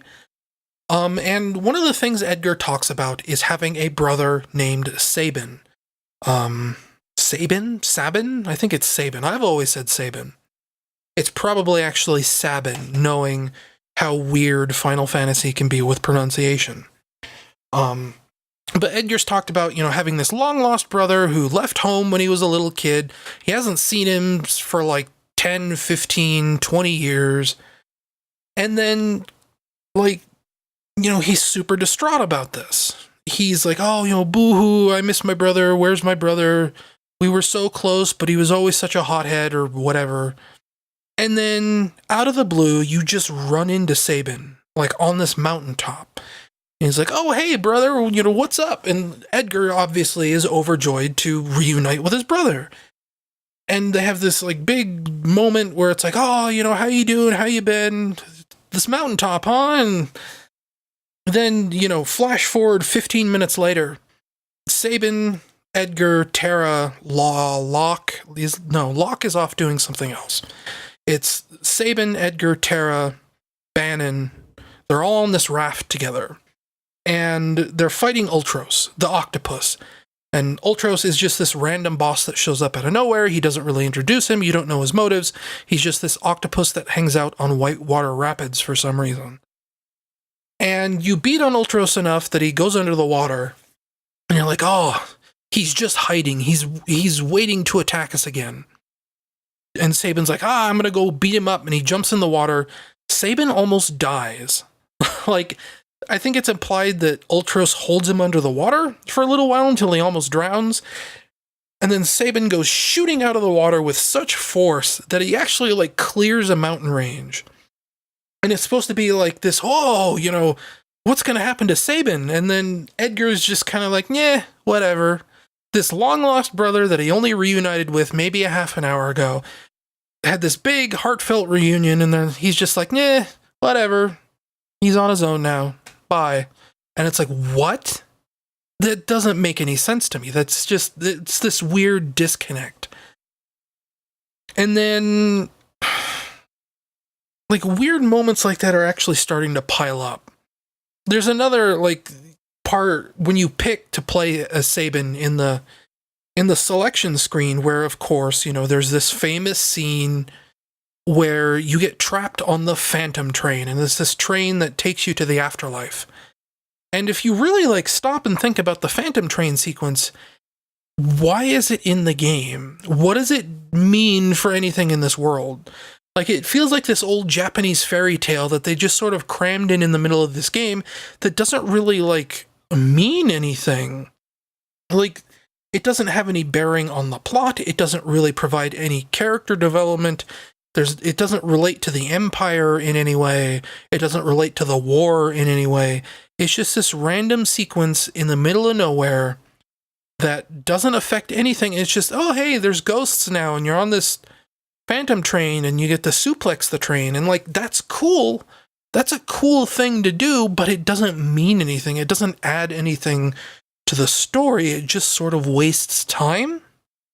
Like, part of the reason people such as myself really like Chrono Trigger is because everything in that game is either tied into building out the world or advancing a plot thread. Like, there's very little filler in Chrono Trigger, and if there is filler, it comes like, late on in the game where it sort of opens up and it lets you explore, and, you can kind of run across these side quests like the Rainbow Shell, but even then that, involves something with time travel. It tells a story about something existing in the world. It's sort of like this legend throughout the eras, and that in itself is part of the world of Chrono Trigger. This Phantom Train sequence just feels, like I said, like a Japanese fairy tale. Like someone on the Final Fantasy VI team thought, oh, we need to add another extra 3 hours to the game, or we'll say like 45 minutes. If we're being honest, the Phantom Train isn't very long, but it just feels like this weird padding that doesn't go anywhere. Another sequence is right before the raft, where the leader of the rebel group, the Returners, he's this old guy named Bannon. He asks Tara being one of the main characters, about her mystical powers. Tara, up to this point, has been one of the only people in the party who can use magic. And it's, there's this whole great war, the Magi, that went on in the Final Fantasy VI universe. And it's implied that, Tara is special in some way. But the game hasn't really spelled out how Tara is special. We just know that, she can talk to espers and that she can cast magic. And, that's supposed to be all we're given to go on. So here we have the leader of the rebel group, the people fighting against the Empire, asking Terra, will you help us? This character, Bannon, he goes through this big spiel about how special Terra is and her feelings about the Empire. And, he just goes on and on and on and on about doing the right thing. And at the end of his big speech to her, he asks, will you help us? And he doesn't say, will you help us with a specific element? He just says, will you help us? And as a player, you get this yes or no option where you can, agree to help him or disagree to help him. And then, since, this is a video game and I know this is how the plot advances, I said yes. But, the weird part about that is he never asks. He never specifies what they intend to use Terra for. He doesn't say, will you help us with a specific plan? He doesn't say, we will use your abilities to do so and so and so and so and so.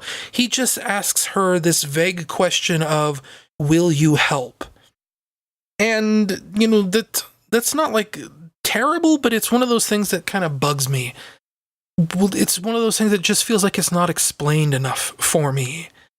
And then you say yes to him, and you go back inside the base for the returners, and Bannon makes another big speech where he basically, he gathers everyone together, and he says basically a lot of the same stuff about, the Empire's bad, we gotta do the right thing, we gotta strike back against them, and then he asks Terra again, will you help us? And it's like, dude, I just said yes, why are you asking the question again? And this time, when he asks Terra the second time, you don't get the option to say yes or no. Terra just answers. And it feels so weird because I don't know what the returners intend to do. I don't know how Terra fits into their plans. They're just going to go do something nebulous to stall the Empire from, I guess, taking over another city or something. I could use a little more something to grasp onto. So yeah, it's really weird, and every now and then the game seems really awesome. I really like these characters, I like this music. It has classic written all over it. I just wish parts of it were made more sense, were better, or something like that. And it's really got me thinking about Final Fantasy VII. Was Final Fantasy VII like this? Is it full of all this poorly explained story beats that because I was 15 when that game came out, 16, that I just filled all the blanks in my head? Because, I'm not always feeling Final Fantasy VI, and I'm wondering if that will also apply to Final Fantasy VII, which, is making me interested in, after I finish Final Fantasy VI, maybe I'll just move straight on to 7, just to see if it's this weird, sort of rushed, disjointed narrative I'm starting to feel from Final Fantasy VI. And I know that definitely isn't the case with all the other Final Fantasy games, because it was 3 or 4 years ago I ended up playing all the way through the Nintendo DS remake of Final Fantasy IV, and I thought that was fine. That felt just like, another story. I actually, really liked the DS version of Final Fantasy IV. So I don't know, maybe it's just one of those things where my expectations for Final Fantasy VI were way too high, and now, it'll never reach those heights. I was overhyped for the game, and now I'm just sort of being let down by the reality that Final Fantasy VI isn't like this amazing paradigm shift, gold standard game like everyone said it was, and it's just merely okay. And, maybe it's one of those cases where, because it was a lot of people's first Final Fantasy game, they write it off as the best one. So, I don't know, I'll keep playing it. I'm not sick of it yet. It took me a long time to get sick of Final Fantasy V, so I'll probably end up finishing Final Fantasy VI just to see where things are going, just to get the explanations I'm obviously craving, because I don't know what any of these plans, where the story is going, I guess, and, that is both a good thing and a bad thing. So I think that'll just about wrap it up. This is the end of the podcast, and for the first time, maybe ever, I want to thank all of my current patrons: Logan, Brando, Connor S., Juan, Dave, Setsune, Connor F., Thomas G, Tom B, Nolan Fiesta, Ryan M, Keith, Tim, Anders, Ryan L, Christopher, Rose, Lucas, and Steven. There is getting to be enough of you guys that I'm thinking about maybe shortening that list a little bit, because goodness, that's like 17 people. If it gets any longer, I'll have to think about leaving some of the lower tiers off, I guess, and that makes me feel like such a jerk for saying that, but whatever. Thank you all for supporting me on Patreon. I couldn't be where I am right now without you guys. Earlier I mentioned it cost me $200 to get my computer back up and running. That's the cost of the motherboard. That's the cost of shipping the power supply out to get a refurbished one. And, just thank you all so much. You can also follow me on social media, on Twitter at BlazeHedgehog, or on Tumblr at blazehedgehog.tumblr.com. And from either of those two places, you can find links to all the other stuff I do. Music and videos and indie games and all kinds of other fun stuff. You can also find links to everything I do, including information on how you too can be one of the amazing people that supports me financially by going to patreon.com/blazehedgehog. You can do monthly rolling donations or even make one-time donations. I don't think a lot of people realize that if you go to my Patreon page, I actually have links for one-time donations. You do not have to do the rolling monthly donation if you don't want to. I also have links to Amazon wish lists and things like that now. If you don't even want to donate financially, you can just buy me something off of a wish list. Again, I greatly thank everyone who has supported me in getting to this point, and hopefully the future will be bright from here on out. I will see you guys next month.